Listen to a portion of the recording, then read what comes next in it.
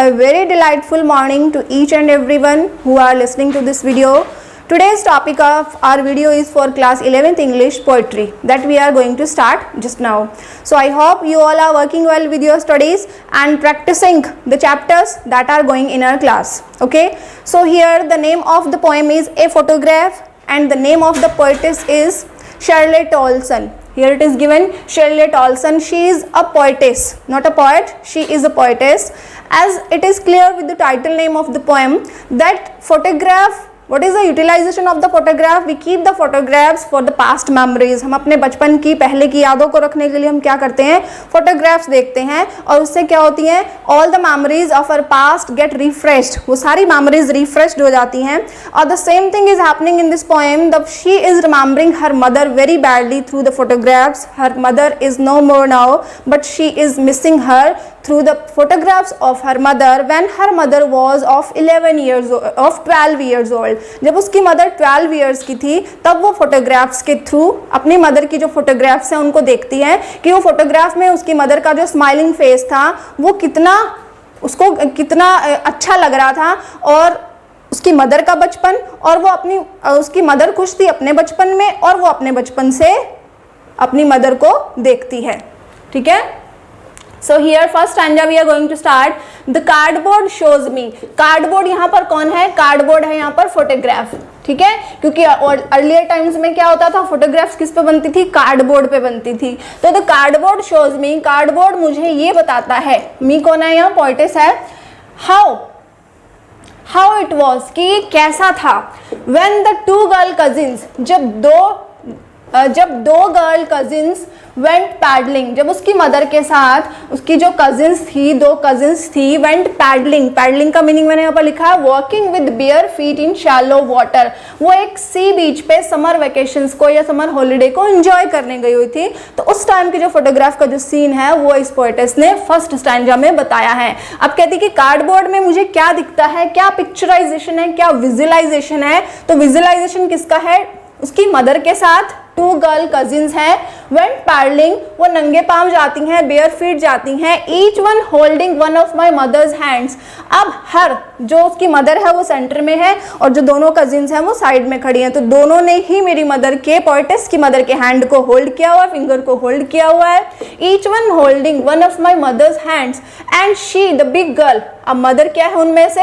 बड़ी है. She some 12 years और सो, मे बी कि शी इज ऑफ 12 years. तो पोएटिस कहती है कि उसकी मदर उन तीनों में सबसे बड़ी है और she is standing in the centre of the scene of the photograph and the two cousins are standing beside her holding the hand and the poetess mother is of 11 or 12 years old. Okay, 12 years or so, 12 years या लगभग इतनी ही as की होगी.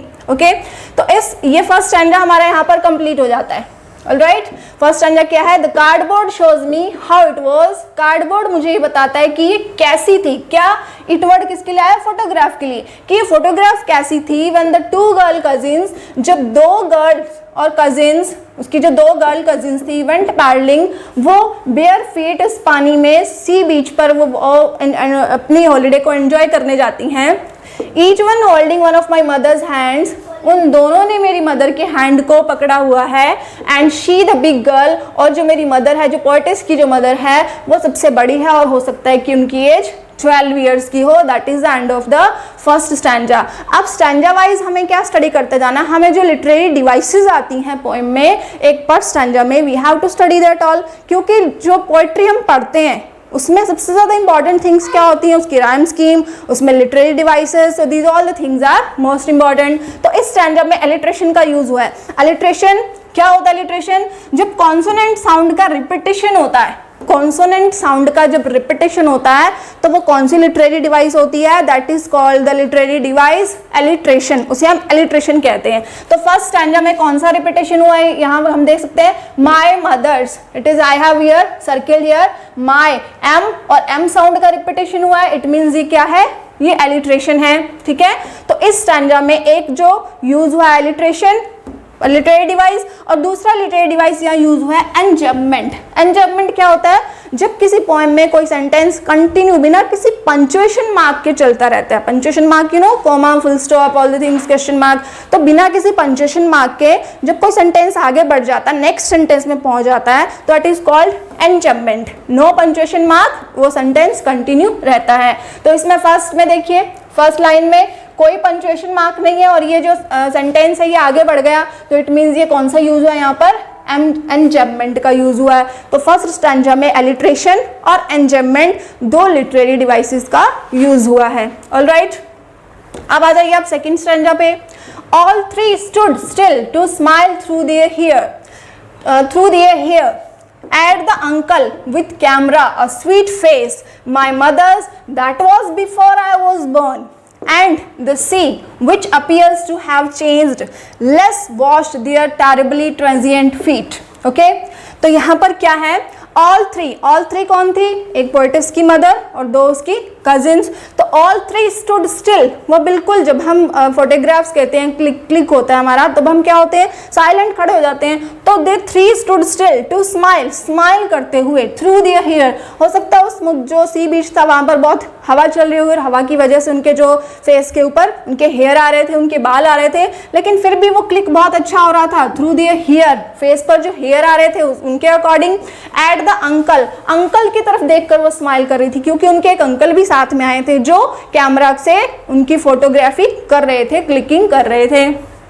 तो at the uncle with camera, a sweet face, एक बहुत ही sweet face मेरी mother का था। पोएटिस अपनी मदर के बारे में कहती है, a sweet face my mother's, मेरी मदर का था, that was before I was born, जो मेरे पैदा होने से पहले था। क्योंकि जब पोएटिस की मदर 12 इयर्स की थी, she was unmarried, she was a child and as a child, as you know, बच्चों का जो स्माइलिंग फेस होता है वो कितना क्यूट लगता है। तो अपनी मदर के बारे में कहती है, she was looking very cute with the smiling face.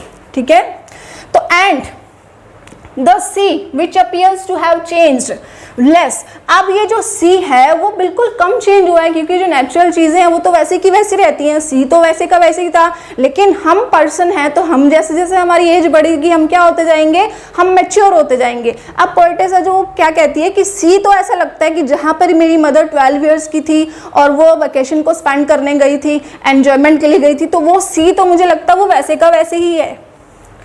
Less washed their terribly transient feet, washed their terribly means बहुत भयानक तरीके से, ट्रांजिएंट होता है चेंज होने वाला, इम्परमानेंट। ट्रांजिएंट का मीनिंग मैंने यहाँ लिखा है, lasting only for a short time, बहुत कम समय तक रहना, इम्परमानेंट। और जो उनके फीट थे, जैसे जैसे हम बड़े होंगे फीट बड़े होंगे, तो उनके जो चेंजिंग फीट थे, उनके जो इम्परमानेंट फीट थे, उन्होंने उस समुद्र के पानी से उसको वॉश किया था अपने फीट को। तो पोएटिस के यहाँ कहने का सेंस क्या है, पोएटिस ये कहना चाहती है कि natural things always remain the same, natural चीज़ें वो लगभग सेम रहती हैं, जबकि जो ह्यूमन बीइंग है वो डे बाय डे मेच्योर होता जाता है और ओल्ड होता जाता है, और उसका जो फिजिकल लुक और जो मेंटल एटीट्यूड है वो सब चीज़ों में चेंजेस आते जाते हैं। Because as a child we are very innocent, जैसे जैसे हम बड़े होते हैं, हम मेच्योर हो जाते हैं, हम थोड़ा क्या हो जाते हैं, हम ग्रोथ करते हैं, and then we become matured and our thoughts are also matured. तो हमारी जो इनोसेंस है वो सब ओवर होती जाती है और हम मेच्योरिटी की तरफ बढ़ते जाते हैं। तो इस स्टैंजा में एलिट्रेशन कौन सा यूज हुआ है, एलिट्रेशन कहाँ पर यूज हुआ है? एलिट्रेशन मैंने आपको बताया, एलिट्रेशन क्या होता है, सेम कॉन्सोनेंट साउंड का जब रिपीटेशन होता है इसको हम एलिट्रेशन कहते हैं। ठीक है, तो इसमें एलिट्रेशन सबसे पहले टीएच साउंड का रिपीटेशन हुआ है, through their, TH through their. ठीक है, सेम साउंड का रिपीटेशन हुआ है। उसके बाद आप आ जाइए terribly transient, T, okay, T sound का रिपीटेशन हुआ है। तो यहाँ 2 बार किसका यूज हुआ है, एलिट्रेशन का यूज हुआ है इस स्टैंजा में।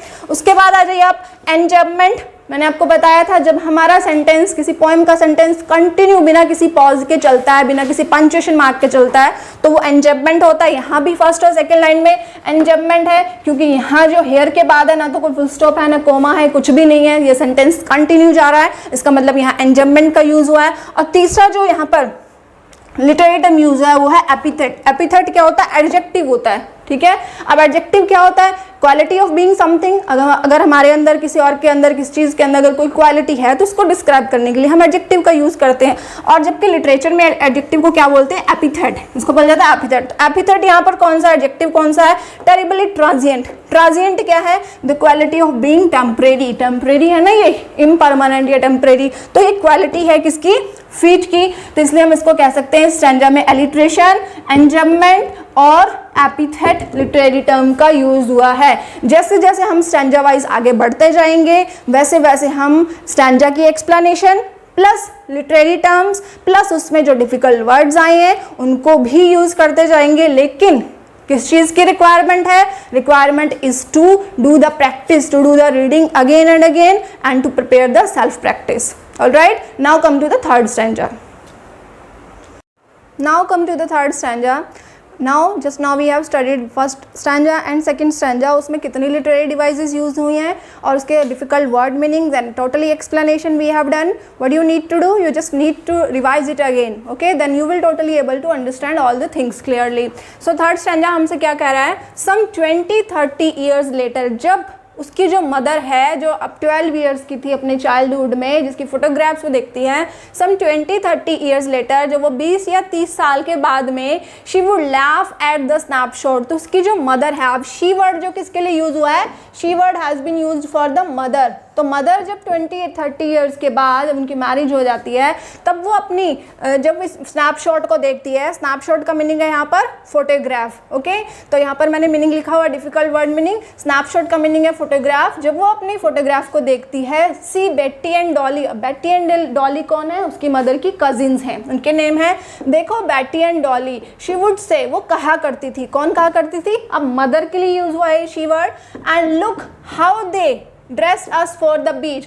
और देखो हाउ दे, अब दे वर्ड किसके लिए यूज हुआ है? पेरेंट्स के लिए यूज हुआ है, उनके, उसकी मदर के जो पेरेंट्स थे, कि जो हमारे गार्जियंस हमारे पेरेंट्स हैं वो हमें कितना अच्छे से वेल ड्रेस्ड अप करते थे फॉर द बीच, अपनी समर वेकेशन को, समर हॉलीडे को स्पेंड करने के लिए वो हमें कितना अच्छे से ड्रेस्ड अप करते थे, हमारी कितनी केयर करते थे। तो ये वर्ड पेरेंट्स के लिए है। Okay, the C holiday was her past. अब सी हॉलीडे उसकी मदर का क्या था? पास्ट था। Mine is her laughter. अब वो पोएटेस क्या कहती है कि मेरे लिए क्या है? पास्ट। उनकी लाफ्टर, उनकी हंसी, कि वो कितनी खुश होती थी अपनी फोटोग्राफ्स को देखकर।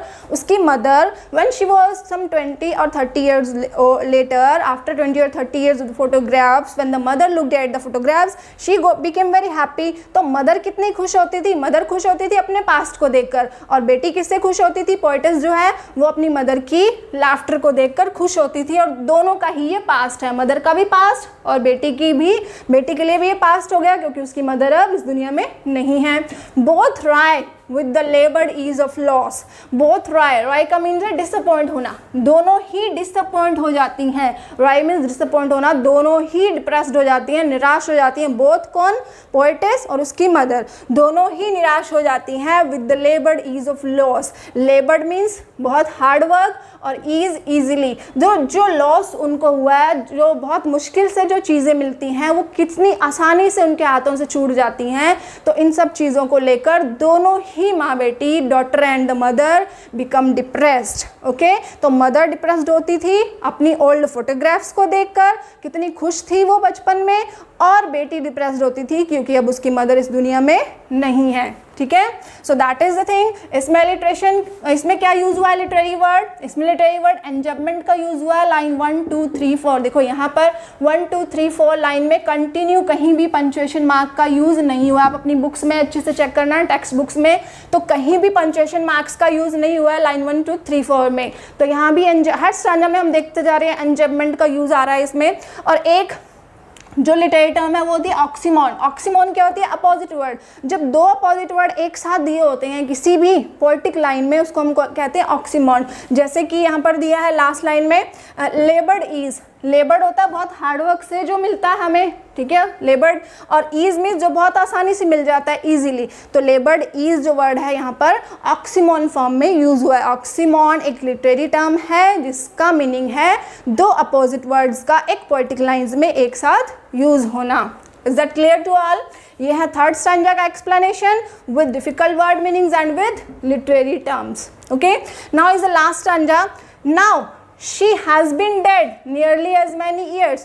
अब वो dead हो चुकी हैं. कौन? पोएट्रेस की mother. she has been dead. अब वो dead है nearly as many years, क्योंकि बहुत साल हो गए हैं. as that girl lived and of this circumstance its silences.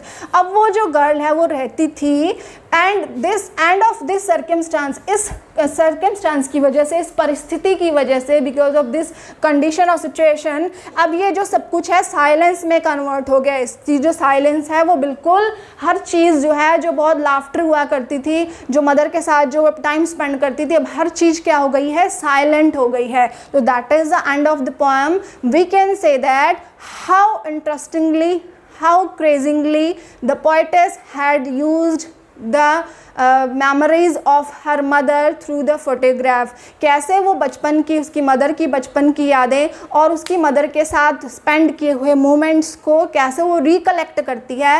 And she remembers, refreshes all the memories that were earlier she was having. वो मेमोरीज जो पहले उसके पास थी और वो अब नहीं है. So we can say that we all must respect our mother. Mother is the first teacher of a child. एक मदर उसके बच्चे के लिए फर्स्ट टीचर होती है. So always respect her, never try to hurt her because of your interest. Alright, so thank you and take care of your self. Be punctual about your studies.